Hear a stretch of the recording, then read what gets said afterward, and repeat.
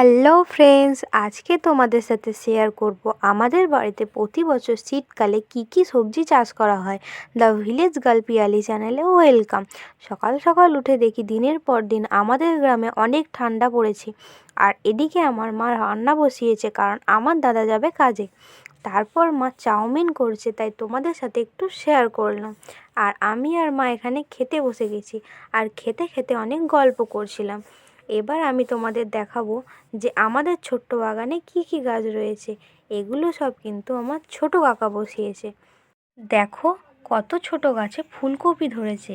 এই ছোট্ট বাগানে ফুলকপি, ওলকপি, পালং শাক, টমাটো, বেগুন, লঙ্কা, ধনেপাতা, গাজর, মটরশুঁটি, পেঁয়াজ সব গাছই কিন্তু রয়েছে। এখানে বেগুন গাছও রয়েছে।